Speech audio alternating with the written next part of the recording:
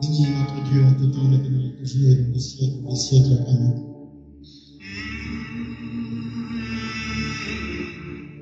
Prions avec le psaume 95.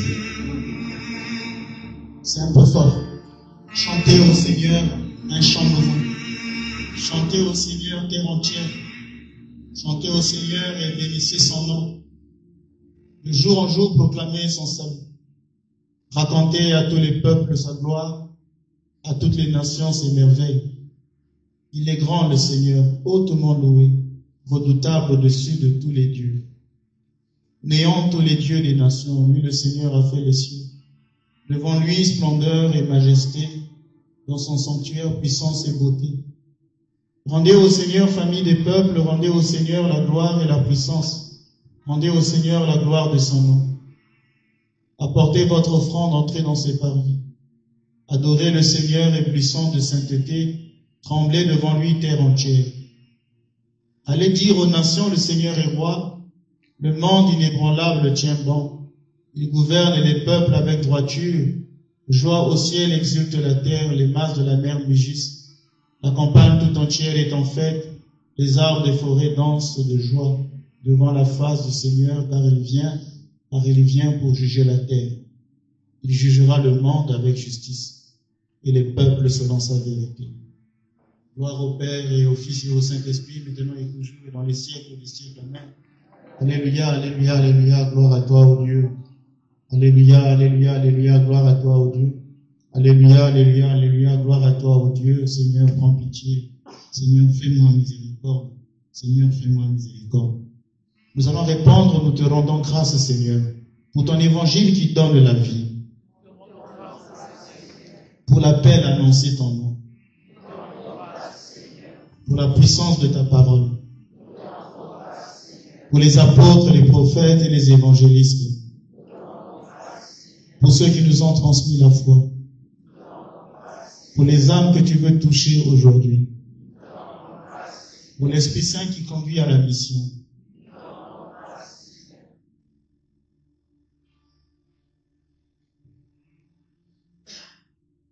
Seigneur Jésus, toi qui es venu chercher, sauver ceux qui étaient perdus. Me voici devant toi. Tu m'envoies annoncer ton évangile et témoigner de ton amour.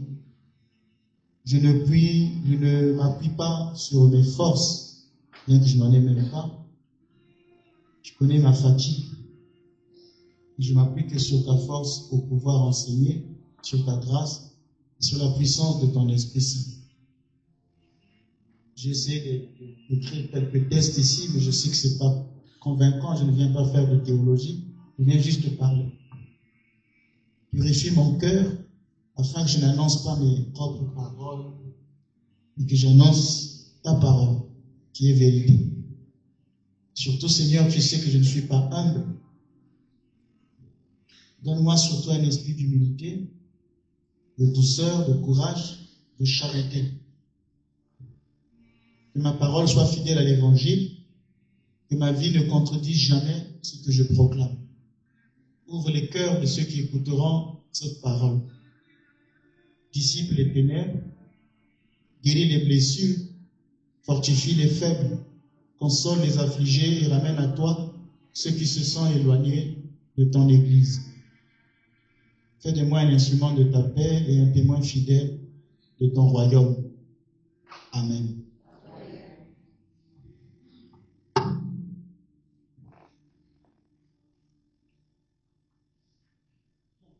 On va commencer. Ce matin, j'ai gardé pour vous une parole. Vous la connaissez tous? On vous a partagé le programme qui a été partagé. On ne va pas suivre le programme en tant que tel comme tel, mais c'est ce qui va se faire dans l'ensemble. Matin, l'après-midi, demain matin et demain l'après-midi. Ça sera un programme d'ensemble. Ce matin, j'ai gardé un texte de la Bible que vous aimez bien, que nous aimons tous. C'est Jérémie 29, le verset 11.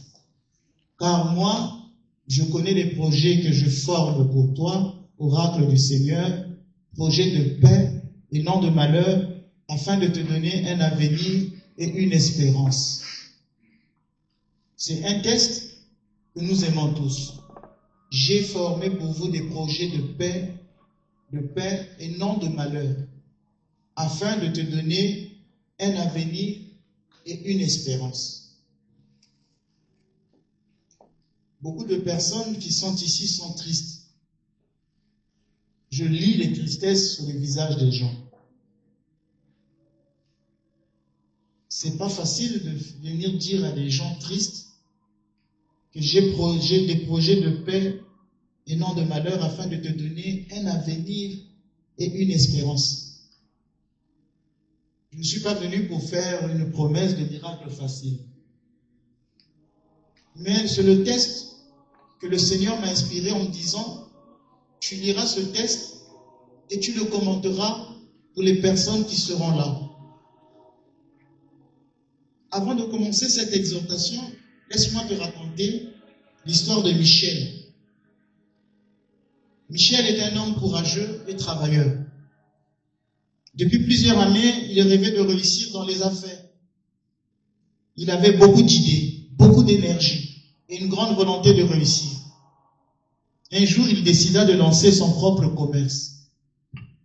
Il investit toutes ses économies.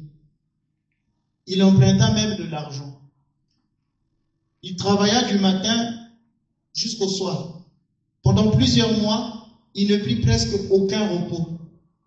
Il était convaincu que son projet allait réussir. Mais les choses ne se passèrent pas comme il avait imaginé. Les clients n'arrivaient pas. Les dépenses augmentaient. Les difficultés s'accumulaient. Quelques mois plus tard, Michel dut fermer son activité. Il était découragé, il ne comprenait pas. Dans sa prière, il demanda au Seigneur, « Pourquoi m'as-tu abandonné? J'ai travaillé dur, j'ai tout donné. Pourquoi cela a-t-il échoué? » Puis un jour, en discutant avec un vieux chrétien rempli de sagesse, il entendit cette question. « Michel, avant de demander à Dieu de bénir ton projet, lui as-tu demandé si ce projet venait de lui? » Cette parole le bouleversa. Pour la première fois, Michel comprit qu'il avait demandé la bénédiction de Dieu sur ses propres plans, mais qu'il n'avait jamais cherché la direction de Dieu avant de commencer. Alors il décida de changer sa manière d'agir. Il commença à prier avant de décider. Il apprit à attendre avant de se précipiter. Il demanda au Seigneur de lui montrer le chemin. Avec le temps, Dieu lui ouvrit une autre porte. Cette fois, Michel avança avec plus d'humilité, plus de sagesse et plus de confiance en Dieu. Il découvrit une vérité qu'il n'oublia jamais. Le travail est nécessaire, mais le travail sans la direction de Dieu peut conduire à l'épuisement. Le talent est utile, mais le talent sans Dieu ne garantit pas le succès. Les projets sont importants, mais la bénédiction de Dieu est plus importante encore. Peut-être qu'aujourd'hui tu ressembles un peu à Michel. Peut-être portes-tu un projet dans ton cœur. Peut-être tu travailles dur pour construire ton avenir. Peut-être as-tu quelque chose dans ta vie professionnelle ou financière. Alors écoute bien cette parole du Seigneur. Car moi je connais les projets que je forme pour toi. Projets de paix et non de malheur. Afin de te donner un avenir et une espérance. Car la question n'est pas seulement quel est ton projet. La vraie question est, Dieu est-il au centre de ce que tu construis? En latin, je ne vais pas trop élever le niveau parce que vous allez déjà me comprendre. Il y a des théologiens qui sont là, pas la peine. Donc le projet, c'est ce qui vient avant. Projectum, c'est ce qui est jeté avant. C'est pourquoi le psaume nous avertit, si le Seigneur ne bâtit la maison, ceux qui la bâtissent travaillent en vain. C'est le psaume 127. Si le Seigneur ne bâtit la maison, ceux qui la bâtissent travaillent en vain. Le véritable succès commence lorsque Dieu devient le fondement de ce que tu entreprends. Première chose que tu vas noter, tu portes certainement un projet dans ton cœur. Tu portes certainement un projet dans ton cœur. C'est dur de vivre sans projet. Comment peut-on se lever le matin sans avoir d'objectif dans la vie? Vous voyez, si vous allez au Congo, vous allez remarquer que beaucoup de jeunes sont dehors en train de commenter les matchs de football. Ils passent leur journée à parler de Messi.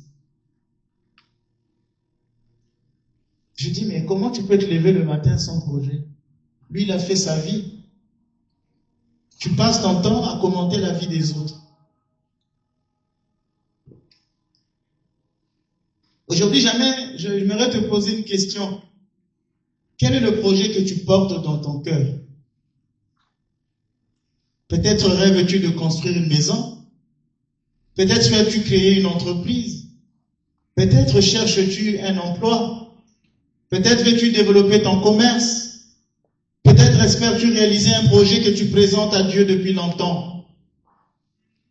Nous avons tous des projets, sauf ceux qui se lèvent le matin et passent leur journée à commenter les matchs. Cela, c'est une perte de temps. Rester une journée à parler de la vie des autres, c'est vraiment une perte de temps, au lieu de te concentrer sur toi. Donc nous avons tous normalement des projets. Nous avons tous des rêves. Nous avons tous un avenir que nous aimerions voir s'accomplir. Mais il existe une question plus importante que le projet lui-même. Le problème, ce n'est pas le projet. Le problème, c'est qui dirige ton projet. Qui dirige ton projet. Car tu peux avoir des grandes ambitions et t'épuiser. Tu peux travailler beaucoup et récolter peu. Tu peux courir dans toutes les directions sans jamais atteindre ton objectif. Métro, boulot, dodo. Tout le monde court pour ne pas rater le métro. Tout le monde court. Et c'est pourquoi la parole de Dieu te rappelle, si le Seigneur ne bâtit la maison, ceux qui la bâtissent travaillent en vain. Psaume 127. Autrement dit, le véritable succès commence lorsque Dieu devient le fondement de ce que tu entreprends. Vous savez, dans l'Église, il y a le livre de bénédiction. Et le livre de bénédiction dit « Bénédiction de la femme enceinte ». Beaucoup de femmes, quand elles tombent enceintes, ne vont jamais voir un prêtre pour demander cette bénédiction-là. Bénédiction de la femme enceinte. Puis un jour, une femme m'a appelé pour me dire « Ma fille est enceinte, elle a des complications. Et les médecins vont faire un avortement. » Je lui dis, elle est enceinte de combien de mois? On me dit 6 mois. J'ai dit, alors, elle a commencé sa grossesse sans Dieu, laisse-la terminer sans Dieu. C'est dur de vous le dire. On court derrière le prêtre au moment où on est dans des problèmes. Quand vous commencez votre chose, le prêtre était là. Quand la grossesse a commencé, est-ce qu'elle a eu le temps d'aller dire au prêtre, j'ai une grossesse de 8 jours, Père, donnez-moi la bénédiction. Elle a commencé son œuvre, sa grossesse seule, mais même avant la grossesse, là. Est-ce qu'elle a demandé même la bénédiction de Dieu pour être enceinte? Ce que je dis est parfois dur à entendre. Son entreprise, elle l'a commencé seule. Et à 6 mois, quand il y a des difficultés, Père, faut faire une prière, les médecins ont dit. J'ai dit, elle a commencé son projet seule. Mais c'est l'a terminé seule.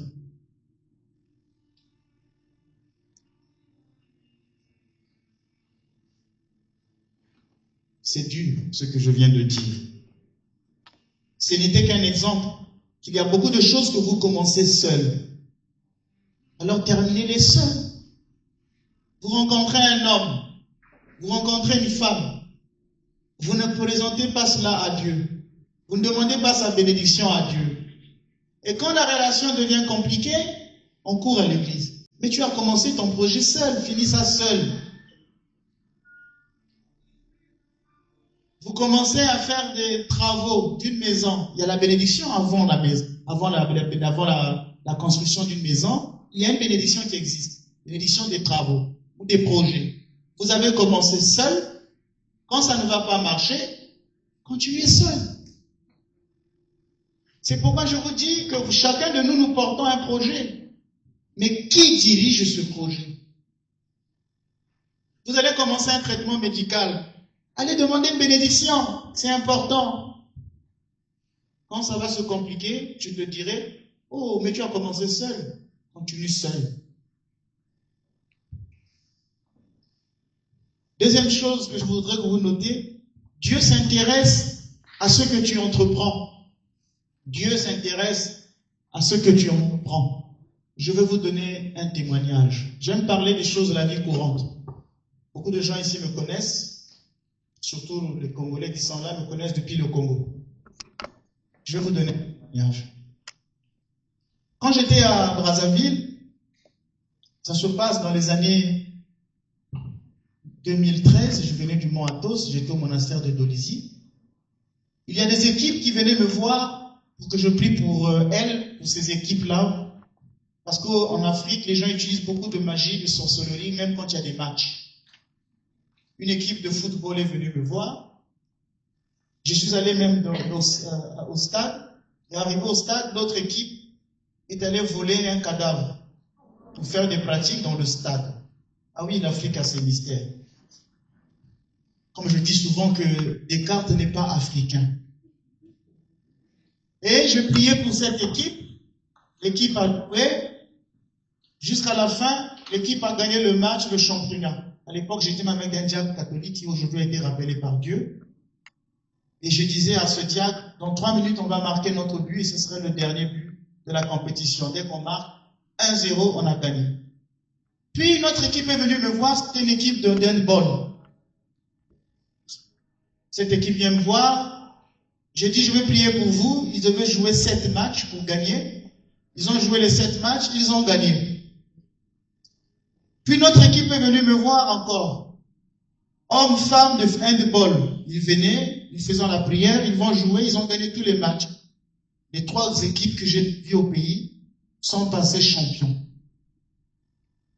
Un autre jour, un monsieur vient me voir avec son équipe et je dis, ah mais vous allez jouer contre telle équipe pendant le championnat. Vous ne pourrez pas gagner parce que lui il était arrivé le premier. C'est-à-dire que ce monsieur m'avait consulté le premier et j'ai prié pour cette équipe-là et j'ai dit à la seconde, vous venez d'arriver, je vais vous prier pour vous mais vous irez en finale. Par contre lui il était arrivé avant vous. Vous comprenez? Il est venu demander la bénédiction avant vous. Donc à la finale c'est eux qui vont gagner mais pas vous. Ils sont arrivés à la finale et eux, ils avaient gagné. C'est le miracle quand on dit qu'il y avait une piscine qui s'agitait, le premier qui tombait dans l'eau était guéri. Ils étaient arrivés le premier. C'est la primauté du pape. Hein, il faut la respecter, c'est la primauté. Ils sont arrivés les premiers, il faut les respecter. Comme Jean qui fait rentrer Pierre dans le tombeau, avant, voilà, donc c'est la primauté se respecte. Il est arrivé le premier, je dis, vous allez gagner, ils ont gagné. Puis un jour, il y a un colonel qui apprend cette histoire-là, il y a un monsieur là, qui est compliqué. Quand vous jouez contre son équipe, il vient souvent même au stade avec sa soutane noire, vous n'allez pas gagner. Le colonel m'a fait enlever. J'étais au monastère, des gens sont venus, non, il y a un colonel qui voudrait vous voir, c'est pour les matchs de football que vous allez jouer, parce que voilà, il veut vous proposer une bénédiction à faire à son équipe. Et je suis allé avec un disciple, j'arrive dans la maison, on ferme la maison, on fait sortir des arbres. Et on me dit, me pointer, que si vous faites la prière que l'équipe gagne, on vous abat. C'est vous qui faites que les matchs, on ne les gagne pas. Et je suis resté là avec ma soutane, il était là à prier. Et on dit que là, le match est en train de se jouer. Si votre équipe gagne, on va vous abattre. Et alors, j'ai levé les yeux vers le ciel. C'est écrit dans ma biographie, cette histoire-là. Et la pluie est tombée dans le stade. Une grande pluie est tombée. Le match ne s'est pas joué. Et le colonel m'a libéré. 3 jours après, je crois qu'il était mort. Le Seigneur l'a rappelé. Dieu aussi est juste. Dieu n'est pas que amour. Hein? Vous allez jouer avec l'église. Vous faites n'importe quoi. En même temps, quand je donne des témoignages, je vous donne des petits indices. Hein? Dieu n'est pas qu'amour, il est aussi juste. On ne joue pas avec le Seigneur. Alors, un frère est venu me dire, et vous allez comprendre pourquoi je vous ai donné ces témoignages. Un frère est venu me dire, Père Menas, tu es en train de prier pour que je puisse avoir le travail, je n'ai pas le boulot. Tu as prié pour moi, mais je n'ai pas le boulot, Dieu ne m'exauce pas. Par contre, ton Dieu ne s'occupe que des matchs. Par contre, ton Dieu ne s'occupe que des matchs. Quand il s'agit de prier pour les matchs, tu gagnes. Mais pour prier pour que j'ai le boulot, je n'en ai pas. Ton Dieu ne s'occupe que des matchs. Je vous ai donné là un lent témoignage. Et je vais vous dire pourquoi. Parce que Dieu s'intéresse même à la petite chose que tu entreprends. Il ne faut jamais dire, oh, mais ce n'est que les matchs. Pourquoi s'intéresser à prier? Oh, mais c'est juste ceci. Pourquoi s'intéresser à prier? Dieu s'intéresse à la moindre chose que tu fais dans la vie. Certaines personnes pensent que Dieu s'occupe uniquement que de la prière, de l'église ou des réalités spirituelles. Mais ce n'est pas le Dieu de la Bible. Ton Dieu s'intéresse à toute ta vie. Il s'intéresse à ta famille. Il s'intéresse à ton travail. Il s'intéresse à tes études. Il s'intéresse à ton entreprise. Il s'intéresse à tes finances. Il s'intéresse à tes projets. Rien de ce qui te concerne lui est indifférent. Même un match de football. Lorsque tu présentes tes projets au Seigneur, tu reconnais qu'il est le maître de ton avenir. Tu cesses de compter uniquement sur tes propres forces. Tu apprends à dépendre de sa sagesse. Car Dieu voit ce que toi tu ne vois pas. Il connaît les chemins sûrs. Il connaît les chemins dangereux. Il connaît les portes qui doivent s'ouvrir. Il connaît les portes qui doivent rester fermées. Apocalypse 4. J'ai ouvert devant toi une porte que nul ne pourra fermer, et j'ai fermé une porte que nul ne pourra ouvrir. Deuxième chose, tous les projets ne sont pas forcément les projets de Dieu. Souvent nous prions, Seigneur, bénis mon projet. Mais la première question devrait être, Seigneur, ce projet vient-il vraiment de toi? Beaucoup prennent leurs décisions seuls et demandent ensuite à Dieu de les approuver. Mais le croyant mature agit autrement. Il cherche d'abord la direction de Dieu. Pourquoi? Et pourquoi? Les deux pourquoi, collé et non collé. L'autre pourquoi et le pourquoi. Dans quelle finalité? Dans quel but? Parce qu'il existe des portes séduisantes qui conduisent à l'échec. Il y a des portes séduisantes qui conduisent à l'échec. Il existe des opportunités qui semblent extraordinaires et qui deviennent des pièges. Et parfois, les chemins les plus difficiles sont ceux qui conduisent à la bénédiction. Parfois, les choses les plus difficiles sont ceux qui conduisent à la bénédiction. Le Saint-Esprit veut donc t'apprendre le discernement. Quand je suis arrivé, le diacre Augustin, qui est Laurent Etienne parmi vous, je ne sais plus. Le diacre Augustin ou le diacre Etienne a fait une prière. Il a dit, Roi céleste, consolateur, esprit de vérité, toi qui es partout présent. C'est une prière orthodoxe. Tout orthodoxe, quand il commence à prier, va d'abord dire la prière à l'Esprit Saint. C'est obligatoire. Elle fait partie des prières initiales. Dès que vous levez, Roi céleste, consolateur, esprit de vérité. Avant même de poser le pied au sol, vous devez toujours invoquer l'Esprit Saint. Souviens-toi, un projet réussi n'est pas seulement un projet rentable. C'est un projet qui se trouve dans la volonté de Dieu. Quelque chose peut être séduisant, mais dangereux. Troisièmement, Dieu bénit ton travail, mais il te demande aussi de travailler. Tout à l'heure, quand on parlait de projet, qu'il faut faire, il faut toujours mettre la prière, je n'ai pas dit qu'il ne faut pas travailler. Les moines comme Saint Benoît parlent de ora et labora, prie et travail. Parfois, nous attendons que Dieu fasse tout à notre place. Quand Jésus a guéri l'aveugle né, l'aveugle de naissance, dans l'évangile de Jean 9, il lui a mis de la boue, il lui a dit, va te laver à la piscine de Siloé. Mais il est aveugle. Jésus, lui qui guérit les malades, là, parfois il impose les mains, les malades sont guéris. Lève-toi et marche. Le malade se lève, il se met à marcher. À celui-là, il dit, Seigneur, si tu le veux, tu peux me purifier. Sois pur. Immédiatement, aussitôt. Pourquoi cet aveugle de naissance en plus? Tu n'avais jamais vu. Il n'a jamais vu la beauté d'une femme. Il n'a jamais vu l'innocence des enfants. Il n'a jamais vu le calme de l'air qui passe, les oiseaux qui chantent. Tout ça, il n'a jamais vu. Mais Jésus lui dit, va te laver à la piscine de Siloé. Il est obligé de chercher le chemin. J'espère qu'il a eu quelqu'un pour le conduire. Mais quand je vois la société de l'époque, apparemment c'était chacun pour soi. Puisque l'aveugle, le monsieur qui était paralysé depuis 38 ans, tout le monde se jetait dans l'eau, sauf lui. Il était là depuis 38 ans. Il subissait tout. Personne pour l'aider allait se plonger dans cette eau. Apparemment, à Bézata, c'était chacun pour soi. Alors j'imagine, essayez que votre imagination vous décrive la scène. Imaginez cet aveugle qui est obligé de marcher, de chercher le chemin pour aller à la piscine de Siloé. Pourquoi Jésus ne le guérit pas aussitôt? Il doit participer à sa propre guérison. En théologie, on appelle ça synergie. C'est une action conjointe entre la grâce de Dieu. Ah, mais moi je vais à la messe. Qu'est-ce que la messe a fait pour moi? Comment as-tu participé à cette messe? Es-tu en état de grâce? Les gens ne savent pas que la communion guérit. Mais beaucoup communient comme ça, en état de péché mortel. Il y a plusieurs personnes qui vont à la communion, mais moins qui vont dans les confessionnats. Et on va dire, ah ben oui, j'ai trop prié dans ma vie. Est-ce que tu es as-tu fait une action conjointe entre la grâce de Dieu et les efforts? Je ne dis pas ça pour te culpabiliser. Je ne dis pas que tous ceux qui sont exaucés sont les saints. Dieu peut exaucer même les pécheurs. Mais je veux te montrer l'importance que tu dois participer toi aussi à ce que Dieu te donne. Nous voulons la récolte sans avoir semé. Nous voulons le miracle sans avoir fourni l'effort. Il y a des gens qui m'appellent, Père Ménage, je veux vous voir. Viens dans la salle d'abord prier. Ça, c'est pas important. Lui, c'est juste parler au Père Ménage. Mais viens faire l'effort de rester là et écouter d'abord l'enseignement.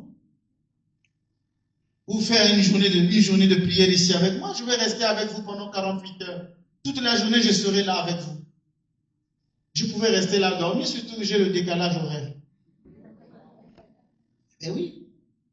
Surtout que j'ai froid. Ici, il fait froid. En Martinique, il y a le soleil. Quand j'ai prié que la canicule parte, apparemment Dieu m'a exaucé. J'ai dit, Seigneur, pas de canicule comme je serai en Martinique, à Paris. Bon, je vais prier que la canicule revienne lundi. Finissons d'abord. Nous voulons les miracles sans avoir fourni l'effort. À Cana, Jésus avait puisé 600 litres d'eau. 600 litres d'eau, c'était 6 jarres. Chaque jarre fait 100 litres. Pourquoi à Cana, Jésus n'a pas dit, allez, l'eau sort comme ça dans les jarres et ça devient du vin. Allez puiser. À l'époque, il n'y a pas de pompe. C'est pas comme aujourd'hui, hein, c'est facile d'aller ouvrir et d'attendre. À l'époque, il fallait puiser. Il fallait puiser. Ces serviteurs de Canaan ont transpiré. 90% c'était la transpiration et 10% c'était la bénédiction du Christ. Parfois, tu devras souffrir pour obtenir ce que tu veux. Ne prends pas la souffrance comme une malédiction. C'est ta part de synergie. Oui, si vous êtes philosophe, vous direz, mais le Dieu des chrétiens est un Dieu cruel. Non, c'est un Dieu qui rend responsable. Comme un enfant, si vous lui donnez tout, vous l'éduquez mal. Il faut qu'il apprenne aussi. On ne donne pas tout à un enfant. J'ai des neveux qui m'appellent. Papa, Berninas. Chez nous, on dit toujours papa. Papa, oui. Je veux que tu m'achètes la PlayStation. J'ai dit, moi, quand je grandissais, j'avais de PlayStation. Prends un livre d'anglais. Va apprendre l'anglais. Et le jour où tu vas apprendre l'anglais, je te donnerai la PlayStation. On ne donne pas tout dans le caprice de, voilà. Dieu veut t'apprendre là où c'est être responsable. C'est pourquoi la souffrance, c'est pour te faire mûrir. Dieu bénit, mais Dieu bénit généralement ce que nous mettons entre ses mains. Il bénit le travail honnête. Comment gagnes-tu ta vie? Le travail honnête. Aujourd'hui, la drogue est en train de gangréner. Le travail honnête. Il bénit la discipline. Il bénit la persévérance. Il bénit la fidélité dans les petites choses. Les petites choses. Regarde Jésus. Pendant de nombreuses années, il a travaillé comme charpentier. Le Fils de Dieu a connu l'effort quotidien. Cela signifie que le travail n'est pas une punition. Le travail est une participation à l'œuvre créatrice de Dieu. Chaque fois que tu travailles avec honnêteté et intégrité, tu honores ton Seigneur. Quatrièmement, Dieu ouvre les bonnes portes au bon moment. Ah, ça c'est le kairos, le temps favorable. Peut-être te demandes-tu aujourd'hui, pourquoi cette porte reste-t-elle fermée? Pourquoi ce projet tarde-t-il? Pourquoi cette opportunité m'échappe-t-elle? Tu fais les choses, ça ne marche pas, et en ce moment-là, le découragement s'installe. Mais écoute-moi bien. Ce que tu appelles un retard, c'est parfois une protection. Ce que tu appelles un blocage, c'est parfois une préparation. Il y a un mot que je n'aime pas entendre dans les écoutes. Ah, ce mot-là me met en colère. Père, j'ai des blocages. Quand j'entends ça, j'ai envie de dire, dégage. C'est quoi le blocage? C'est quoi les blocages? Tout le monde perd des blocages. Père, vous mettez des blocages. Mais c'est quoi le blocage? Parfois, le blocage peut être une préparation. Dieu travaille dans le temps. Il prépare les circonstances. Il prépare les personnes. Il prépare les ressources. Il y a une chose dans votre vie pour laquelle vous devez souvent prier le matin. Que Dieu vous fasse rencontrer les bonnes personnes. Ce que tu deviens, tu l'es devenu parce que tu as rencontré ou les mauvaises ou les bonnes personnes. Quand vous rencontrez une personne toxique, ça vous épuise physiquement, mentalement, émotionnellement. Et quand vous sortez de cette relation, vous êtes détruit. Demain, on va prier. Le matin, je vous parlerai de ça demain matin. Il y a des femmes qui ne se sont plus jamais remariées parce que la blessure, elle est toujours là. C'est pas qu'elles n'ont pas d'opportunité. La blessure. Si tu rencontres la bonne personne, c'est bien. L'homme est pour l'homme, dit Thomas Hobbes dans le Léviathan. Mais l'homme ne peut aussi être sauvé que par l'homme. Dieu n'est pas venu cumulus nibus du ciel, cumulus nibus, pour venir sauver son peuple d'Israël. Il a envoyé Moïse. Il y a toujours une médiation humaine. Donc ta vie ne dépend que de la personne que tu rencontres. C'est pourquoi il faut toujours prier. Seigneur, fasse-moi rencontrer les bonnes personnes. Pour tel projet, fais-moi rencontrer les bonnes personnes. Pour telle chose que je veux faire, les bonnes personnes. Il prépare donc les circonstances, il prépare les personnes, il prépare les ressources. Et surtout une chose, il prépare ton caractère. Car certaines bénédictions sont dangereuses si elles arrivent trop tôt. Si aujourd'hui tu n'es pas préparé à gérer 1 million, même si on te donne 1 million, tu ne feras rien avec. Tout simplement parce que tu n'es pas préparé. Il y a une différence entre être millionnaire et avoir des millions. Tu n'es pas préparé. Ton caractère n'est pas fait pour ça. Moi, pour être ordonné prêtre, j'ai eu un long parcours. Je devais être ordonné prêtre il y a 17 ans de cela. Puisque ma promotion aujourd'hui a 17 ans de sacerdoce. J'ai attendu 18 ans. Et je me suis dit, Seigneur, pourquoi cette longue attente? Aujourd'hui, je me dis, Seigneur, merci. Je n'étais pas préparé à être prêtre. Parce que je ne connaissais pas la vie. Je ne connaissais pas la vie. J'étais quelqu'un comme ça. Et c'est sûr que s'il y a 17 ans de cela, on m'avait ordonné prêtre, j'aurais eu à l'époque 26 ans, 27 ans, 28 ans. Et après, quand j'aurais connu la vie en tant que telle, j'aurais quitté le sacerdoce. Je n'étais pas préparé pour ça. Je n'avais pas un caractère pour ça. J'étais très violent, même si je le suis toujours. Mais au moins 2% de violence sont partis. Je n'étais pas très humble, je suis très orgueilleux. Sur les 100% que j'avais, bon, on peut dire aujourd'hui il y a 20% qui sont partis. C'est encore mieux. Mais à l'époque, prêtre, avec tout ce que j'avais comme caractère, comportement et tout ça, j'allais être un... Aujourd'hui, je ne suis pas un bon prêtre, je le reconnais. Mais j'allais être pire encore. Et si j'étais plongé dans la vie, j'allais quitter. Aujourd'hui, je sais c'est quoi la vie.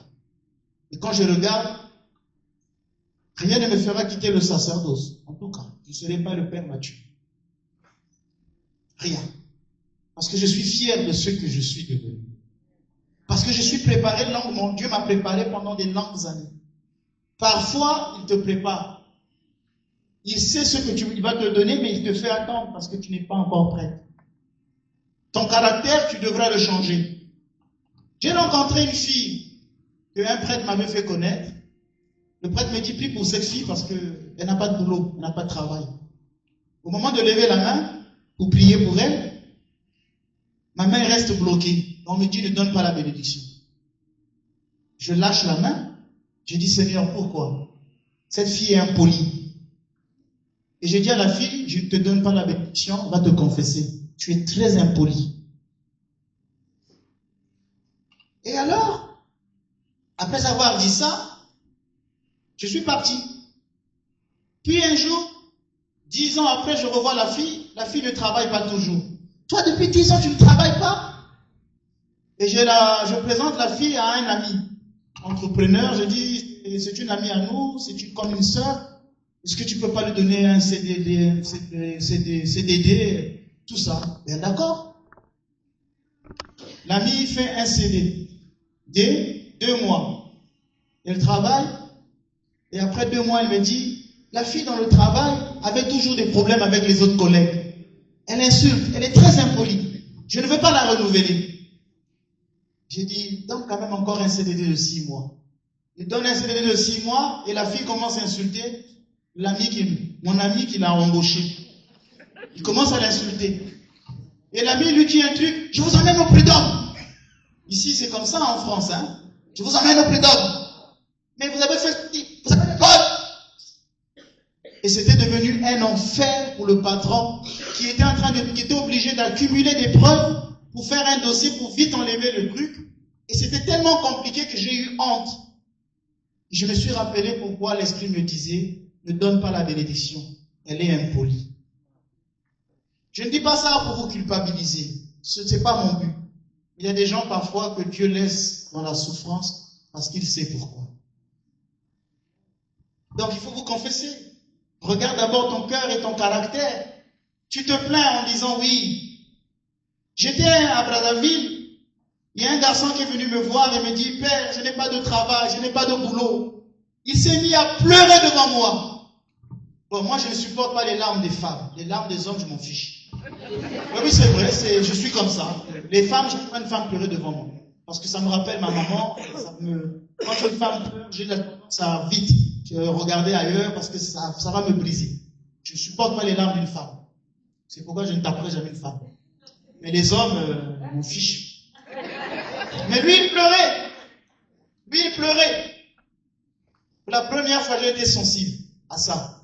Je lui ai dit, bon, d'accord, je vais demander le truc. Je suis allé prier, j'ai dit, Jésus, Jésus, Jésus. Et le Seigneur me regarde, tu perds les grâces, tu es trop bon, quand même. Tu es tellement bon que tu seras un bonbon. Jésus me l'a dit, tu es tellement bon que tu seras un bonbon. J'ai dit, non, donne-lui la grâce. Le Seigneur lui a donné la grâce. Le garçon a eu un travail. Quand il a eu le boulot, il n'est même pas venu à l'église pour donner une petite offrande de remerciement. Puisque la mission, les gens pensent que les prêtres vivent d'eau bénite et d'encens. Comme quand on a loué cette salle, les gens ont dit, ah, vous demandez 10 €? Ah, Seigneur, j'ai voyagé, j'ai payé un billet, je paye l'hôtel, je paye le séjour, je dois payer la salle. Je mets les flyers. Juste ça pour ne pas comprendre que on m'a écrit, voilà. Donc, je dis que les gens pensent que les prêtres vivent d'eau bénite et d'encens. Bon, pour mon voyage, Dieu merci. Quelqu'un m'a reconnu à l'aéroport pour la première fois. J'étais en première classe. Première fois. Je ne pourrais pas me permettre ça. Ça ne veut pas dire qu'on ne va pas tous mourir dedans. Hein. Mais c'était quand même bien parce que vous avez la priorité dans tout. Et je suffit de sortir le truc. Je dis, ah, enfin, c'était comme ça. Bon, bref. Alors, mes amis, il a eu le travail. Et puis, il vient à l'église. Un jour, j'entends une histoire. Il est sorti avec une fille de la paroisse, de la communauté. Ce que moi, je n'aime pas. Sauf si Vraiment, c'est une histoire qui va être sérieuse, mais si l'autre fille, quelqu'un met dehors. Alors j'entends ça, je l'appelle, je dis quoi, ton affaire là, c'est du sérieux, parce que j'ai appris que faut pas briser le cœur d'une femme. On m'a toujours appris de ne jamais dire à une femme que tu l'aimes, si tu sais que tu n'as pas l'intention de rester avec elle. Il ne faut jamais briser le cœur d'une femme. Est-ce que c'est, oh non, non, père. Et puis plus tard, j'apprends qu'ils se sont séparés. J'ai dit, mon ami, t'as vu? C'est la dernière fois que tu sors avec une autre fille de cette paroisse. Dernière fois. Parce que c'est avec celle-là, ça n'a pas tenu. Demain, c'est avec une autre, c'est la dernière fois. Puis un jour, je priais, 3-4 mois, il venait à l'église, il travaillait, il venait à l'église, il travaillait. Il venait à l'église, il travaillait un jour comme ça, je dis la prière. Paf! J'ai une image qui m'arrive. Alors là, je dis, Seigneur, pas possible. Je l'appelle. Je dis, toi, monsieur, à part la fille là, tu es sorti aussi avec l'autre fille. Oh oui, père. Donc, quand tu n'avais pas de boulot, tu ne venais pas draguer. Quand tu étais au chômage, tu n'avais pas le temps d'aller draguer. Dieu te donne la grâce, tu viens salir son église. Il aurait fallu que tu restes dans ton chômage.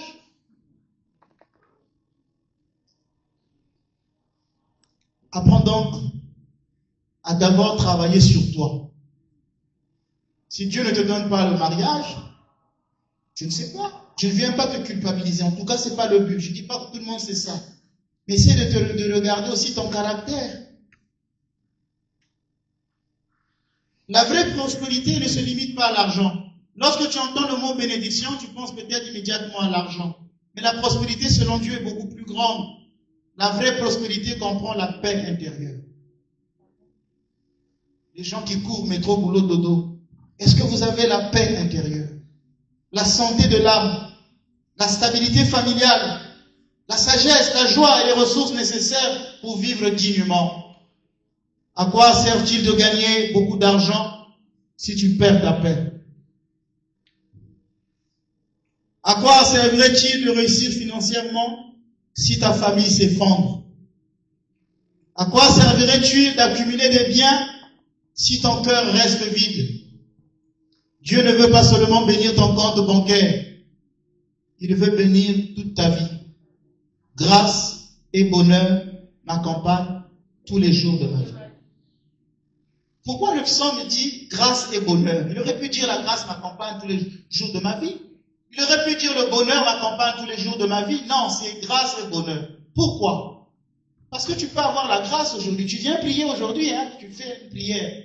Tu peux avoir la grâce du mariage. Oui, je vais prier, tu vas faire une rencontre, tu vas te marier. Si tu as une grâce, comme samedi prochain, je vais assister à un mariage ici en France, d'un ami qui vit au Canada et qui arrive, c'est un orthodoxe. J'ai le privilège de bénir cet office-là, le mariage. C'est une grâce. Mais qui te dit que tu auras le bonheur? Peut-être que le monsieur ne sera pas fidèle. Tu as eu la grâce, mais tu n'as pas eu le bonheur. Tu peux avoir la grâce d'avoir un enfant, mais qui te dit que tu auras le bonheur avec cet enfant? Cet enfant peut te faire souffrir. Tu as eu une grâce, mais tu n'as pas eu le bonheur. Tu peux avoir la grâce du travail, mais qui te dit que tu auras le bonheur dans ce travail-là? Et beaucoup de gens qui viennent prier me demandent des choses. Quand je prie, quand ils sont exaucés, ils me fuient. Ils partent, ils ne viennent plus me voir. Et moi, ça me fait rire. J'ai dit, mais ce n'est qu'une grâce que tu as eue. Ça ne veut pas dire que tu as eu le bonheur. Il y a une fille qui prie avec nous, je ne la maudis pas en tout cas. Surtout ceux qui nous regardent sur les réseaux, n'allez pas mal traduire. Je n'ai pas maudit cet enfant. Non, non, non, je ne dis pas ça. Je lui souhaite tout le bonheur possible. Je donne juste un exemple. Il y a une fille qui venait prier à l'église. Elle a fait 4 ans à la paroisse orthodoxe de Martigny. Elle venait là, allumer les bougies à la vieille. Ah, que j'ai un enfant, je n'ai pas d'enfant. Ça fait 10 ans que je suis dans mon couple, je n'ai pas d'enfant. Là, j'avance. Ah, je n'ai pas d'enfant. Parfois, on tient le ventre à gauche, on tient à droite. On vérifie s'il y a un enfant. Il n'y a pas d'enfant. Et puis, un jour, je suis allé devant l'icône de Saint Jean-Baptiste. Je vous le recommande. Hein, c'est un grand saint pour les personnes qui veulent avoir des enfants. Je vous le recommande. J'ai dit, Saint Jean-Baptiste, cette fille, ça fait 4 ans qu'elle vient prier dans cette église. Et puis, elle porte même le même nom que toi. S'il te plaît, fais en sorte qu'elle puisse avoir un enfant. Alors, vous savez, dans l'église orthodoxe, quand on met une icône de Jésus, il faut toujours mettre l'icône de Saint Jean-Baptiste à côté. Parce que c'est l'ami de l'époux. C'est l'ami de l'époux. Et moi, j'avais enlevé cette icône pour mettre à la sacristie. J'ai mis l'icône de Saint Ménas, parce que je suis devenu l'ami de l'époux. Vous voyez comment je suis orgueilleux? J'ai mis cette icône de Saint Ménas. Et Saint Jean-Baptiste me dit, Père Ménas, tu viens me demander la grâce pour cette fille, mais tu n'as pas respecté les règles de l'église. Tu as enlevé mon icône. Remets mon icône à ma place. Et moi, je dis à Saint Jean-Baptiste, tu ne me donnes pas des ordres. Je suis prêtre. Je fais ce que je veux dans ma paroisse. Et Saint Jean-Baptiste s'est incliné et il est parti. Alors c'est là que je suis que c'était Saint Jean-Baptiste et non un démon. Le démon ne s'incline pas. Saint Jean-Baptiste s'incline devant le Christ. Il faut que je diminue et que lui soit élevé. Il a vu le sacerdoce, il sait que je porte le sacerdoce du Christ, il s'est incliné. Saint Jean-Marie Vianney, si je vois un prêtre qui passe, je vois un ange, je commence par m'incliner devant le prêtre. Bon, en France, vous ne respectez pas les prêtres. Bientôt, vous allez nous enlever notre pouvoir du secret de la confession. Mais tout ça après, hein, Dieu n'est pas qu'amour. Alors, le saint s'est incliné, il est parti.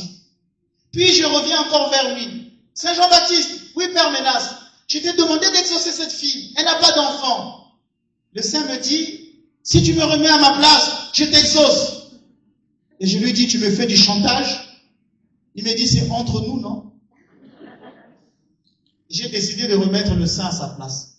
J'ai pris l'icône. Ce témoignage est connu de partout où je passe, je parle de ça souvent.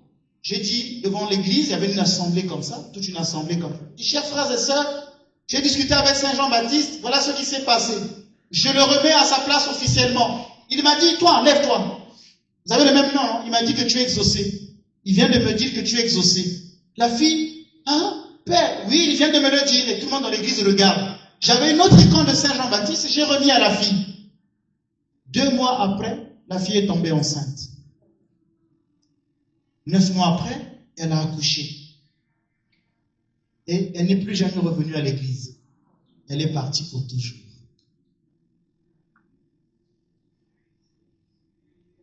Vous faites, oh, mais vous êtes comme ça, vous tous. Je connais beaucoup de miracles, Il y a un frère là qui m'a rencontré au métro là, qui est venu me tenir ma soutane, j'ai même failli le gifler, mais j'avais oublié que j'étais en France. Au Congo, je lui aurais donné une gifle. Ne touche pas comme ça. Ah, quand je suis arrivé en Martinique, j'aimais pas qu'on me touche. Hein. Je disais aux gens, ne me touchez pas. Les gens touchent. Même vous, là, êtes là, faites attention parce que je peux avoir une réaction. Je n'aime pas qu'on me vénère. Mon Seigneur me disait la fois passée, quand tu vas mourir, on viendra prendre tes os. On en fera des reliques. Je lui ai dit, je vais faire le tout de ne pas pourrir. Comme ça, vous ne prendrez rien de mon corps. Je lui ai dit ça à mon Seigneur. Je pense que son secrétaire devait venir. Il était là quand j'ai dit ça. Je n'aime pas le culte. Ce genre de choses, je n'aime pas ça. Même tout à l'heure, quand vous parlez de moi, je ne savais pas. J'étais vraiment mort. Je me suis dit, bon voilà, on est en train de m'enterrer aujourd'hui. Il faut une biographie. Alors, je disais quelque chose de très important. Il y a un monsieur qui m'a rencontré dans le métro dernièrement. Il vient me tenir. Père Ménas. J'ai dit, qu'est-ce qui se passe? Ne me tiens pas comme ça. Vous avez prié pour moi, pour que j'ai les papiers. J'ai un peu souffert en France. Vous avez prié ce jour-là et j'ai eu les papiers. Mais voilà, gloire à Dieu, et après. Mes pères, je viens te voir parce que je travaille, mais je ne fais rien avec mon argent. Je ne fais rien. Et je lui dis, mon frère, est-ce que tu connais le numéro de la Martinique? Chaque fois je donne les numéros, oui. Oui, j'ai même le numéro de la Martinique. Tu as déjà appelé la Martinique pour dire que j'ai commencé à travailler, j'envoie une offrande au Père Ménas. Parce qu'il avait prié pour mes papiers. Tu as déjà fait ça? Non. Tu me vois en chemin, tu oses me demander encore une bénédiction. Mais vous êtes comment? Vous prenez les prêtres pourquoi? Les prêtres vivent que d'eau bénite et d'encens. Faire une mission, c'est difficile. Vous m'avez connu la plupart d'entre vous parce que je passe à la télé. Zouk TV, n'est-ce pas? Et les gens me disent, mais pourquoi vous ne faites plus l'émission? 1600 € chaque mois. Vous étiez content de voir ça. Mais je dois chercher 1600 €. L'église que j'ai en Martinique, je loue. C'est une salle qu'on a transformée en chapelle. Le propriétaire, il faut louer 1000 €. Calculez. En France, on ne prend pas les gens au black. Il faut faire le contrat, il faut payer les cotisations sociales. Quelqu'un qui gagne à peu près 1500 €, il faut rajouter avec les cotisations sociales. On est dans les 2200 €. Vous avez 2 secrétaires. multiplier, calculer. Je vous épargne encore les autres détails. Les prêtres orthodoxes n'ont pas de salaire. Le monsieur a été exaucé parce que j'avais prié. C'est vrai que pour ses papiers, je me rappelle qu'il devait se faire expulser. Je me rappelle, je lui ai dit, qu'est-ce qui se passe? On m'a donné ceci. J'ai pris le papier, j'ai mis dans ma poche. Je suis resté 3 minutes en train de demander à un saint. Je lui ai dit, tiens, ça a disparu là-bas, on va plus te prendre. Tu peux repartir à la préfecture. Il me dit, non, regarde. J'ai dit, écoute-moi, va. Il y a même un qui est dans la salle qui connaît ce miracle. Je le vois. Je lui ai dit, tu pars. Ça a disparu dans leur logiciel. Il est reparti. Il a refait les papiers comme ça, jamais eu. Comment ça s'appelle ça? Moi, j'ai jamais eu ça. Qui était quoi? Hein? Je ne connais pas prononcer ça, j'ai jamais eu ça. Mais lui, il a eu ça malheureusement. Moi, je ne sais pas prononcer ça. Quand on F, hein? Qui était F, hein? Voilà. Qui était F? Je n'ai jamais eu ça. Et j'ai pris ça, j'ai mis dans ma soutane. J'ai fait une prière, je lui ai dit, tiens, ça a disparu dans le logiciel, tu peux repartir. Ah non. Il y a un frère qui est là, il connaît ça, il est là au fond, je le vois, mais il était avec moi, Irani. Il est en train de grandement sourire là. J'étais venu vous saluer pour voir les visages que je connaissais. Donc, je sais de quoi je parle. Je ne donne pas des témoignages juste pour blaguer, non. Je dis des choses vraies. J'ai mis ça dans ma poche, dans ma soutane noire. C'est pas celle-là. Celle-là, on me l'a offert l'année passée. Elle est jolie, non? Très jolie. C'est le père que le gosse qui m'a fait pour moi.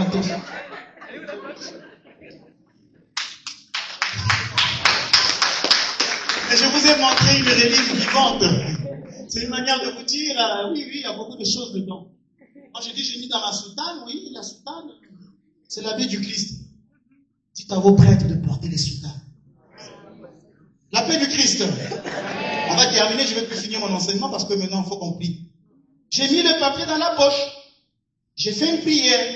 Et je l'ai enlevé. Je lui ai dit, tiens, ça a disparu des logiciels. Tu peux repartir à la préfecture. Il dit, je ne peux pas. On va m'arrêter. Je dis, tu mets en pause ma parole. Va. Il est allé. Il demande, est-ce qu'il y a un autre truc? Non, il n'y a rien de ça. Au quoi, hein? Voilà. Non, il n'y a rien de ça. Quelque temps après, les papiers sont sortis. Et je lui ai dit ça là au métro. Je lui ai dit, mais c'est toi que j'avais mis le truc dans la poche, non? Je me rappelle à Irani. Les Kiinou François était là à l'époque, je vois dans la salle, voilà. J'ai dit, mais quand tu as eu le boulot, est-ce que tu as déjà appelé la Martinique, même pour un temps? Maintenant, tu me rends compte, tu me dis, non, je n'arrive pas à gérer. Grâce et bonheur m'accompagnent tous les jours de ma vie. Vous allez avoir des grâces ce soir. J'espère que vous aurez du bonheur avec. Ne soyez pas des consommateurs de la grâce. Les gens qui viennent là prendre, menace, on va prier.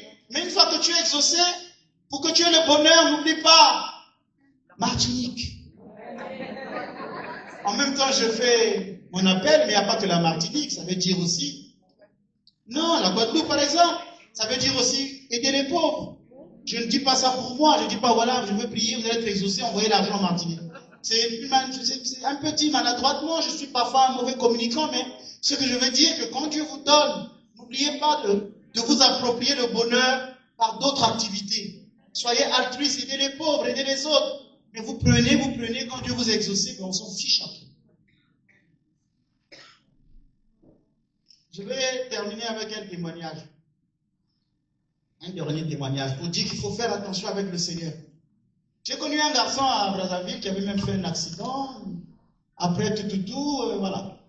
J'ai prié pour qu'il ait ses papiers, ses affaires de visa là-bas qui est compliqué. Il est arrivé en France. Et un jour, je le vois. Je dis, tiens, comment ça va? Oui, on discute, on parle. Et je lui dis, mais viens prier avec nous à Irani, là. On a ouvert un truc, là, on fait des prières chaque samedi, viens prier. Oh, Père Ménas, toi, tu as encore des histoires de prière, là. Oh! Moi, ici en France, je n'ai pas besoin de ça, mais compliqué que Dieu. Il parlait comme hein? Vous connaissez, non? Oh, mais non. Monsieur, le gros français, là. Tu crois encore à ces histoires-là? Oh, mais ça, c'est le tout du Moyen-Âge. Oh, moi, je suis français maintenant, hein.